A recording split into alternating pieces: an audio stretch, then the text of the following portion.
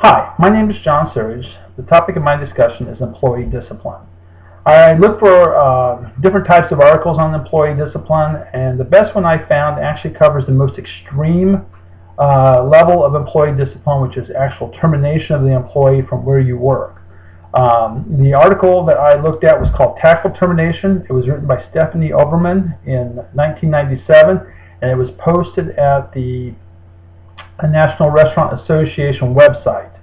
That article really kind of spells out how you should go about terminating an employee so that that you're protected from lawsuits and claims of discrimination, or how you maybe failed to follow procedures. It talks about how to let that employee go in a professional manner so that they're best able to cope with it. Even if it's a horrible employee, you want to make sure that they are released in a fashion where hopefully they can go on with what they need to do to find gainful employment somewhere else.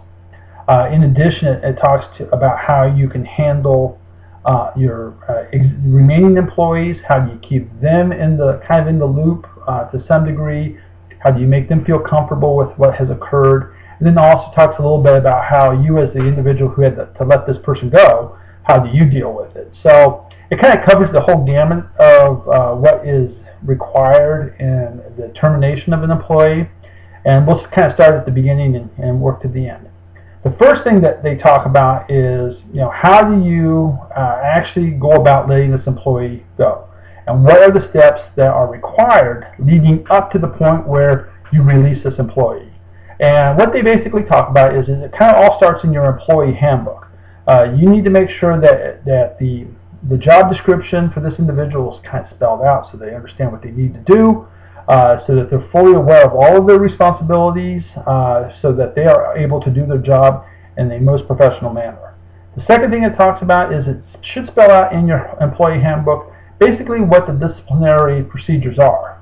If you write someone up, you need to make sure that you get their signature on the write-up, that ends up in their file, that they have a copy of it, so that everyone's on the same page as to where this employee stands with the company.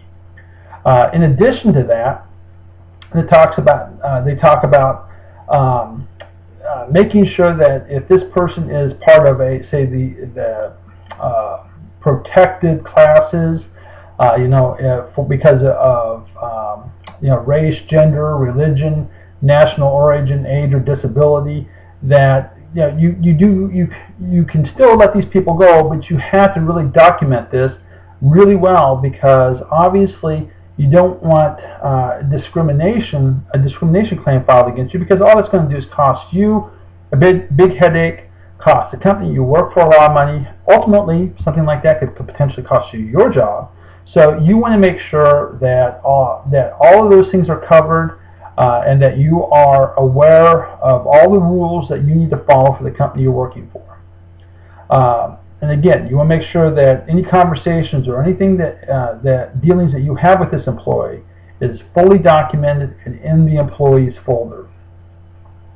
The next thing that you want to do is it says that when you release this employee, okay, the couple of things that they say is that we really need to be aware or sensitive to the fact that when we do release someone, that from what I take is you don't want to release them on like a Friday or the day before a holiday, or day before their birthday or on their birthday, those types of things. You want to give them a little bit of time before they have, let's say, a big period of downtime where they can't do anything. So if you release an employee on a Friday, they have to kind of wait through a Saturday and Sunday before they can go start looking for another job, or start reacting to needing to find another job. So you need to be aware of that. They actually say that releasing an employee on Monday, Tuesday is best, because it gives an employee several days of opportunity to be actively out doing something before they actually, in a period of where it's kind of a dead time type of situation where they're not able to do anything. The other thing is if this person is a manager of some sort or higher up in the company and you're forced to let someone like that go, you actually might want to look at outplacement counseling, because that can be very important to making them comfortable with being terminated. The other thing that this article talks about too is actually when you sit down to terminate this employee, you're going to want to sit down. This conversation, they say should not take more than about 10 minutes, and that conversation should be very succinct. This is why we're letting you go. This is where the situation happened, or whatever. You need to make sure that there's no personal feelings involved with this employee. Nothing's expressed emotionally. And you just need to basically lay it on the line for the employee. And then if there's any type of compensation for this employee, if they have sick time or vacation time that has not been used, you need to just explain to them that, hey, you'll be paid for this, and you'll be receiving a check covering these types of things. So that's one of the big things that you need to do when you let this employee go.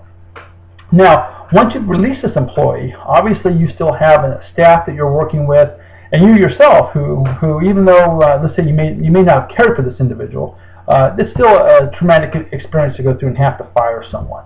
So when you go back to your staff, you're going to want to talk to them and say, hey, we had to let so-and-so go. You don't need to explain to them in any detail as to what happened. You can just, it's one of those things you just say, hey, we had to let this person go. I'm sure all you will be able to pick up the slack. We'll be looking to replace this person, so any help that you can give us while we find that replacement is very much welcome. And just kind of let the staff know that, hey, you're in the loop. Even though we had to do this, we are thinking about you, that we are concerned that the company still move forward, and that we all continue to do our jobs in a professional manner. And then, of course, hopefully that will smooth everything over, and everyone will understand why this occurred. And then I guess the final thing is that for you, the individual who had to actually let that person go, you need to understand that in having to let someone go, if it is for just cause, and we're going to assume that that's the only reason why someone would be let go, but if it's for just cause, you're not firing that person. That person has fired themselves. They're the ones who have failed to perform up to standards, and as long as you have made every attempt to make sure that that person understands those expectations and have tried to help those people meet those expectations, then it's not your responsibility that they were unable to fulfill those requirements. Now, that's kind of the gist of the article. It's amazing that this article covers just about every single issue that we've discussed in class, and I found it actually very interesting in going back and looking at this and thinking about all the years in different companies I've worked for, how all these types of things have been handled. And I've seen some of these things handled that way. I've seen a lot of them not handled that way, and sometimes with good results, sometimes with bad results. So take a look at the article. And if you have any questions when you watch this or read that, let me know. Thank you.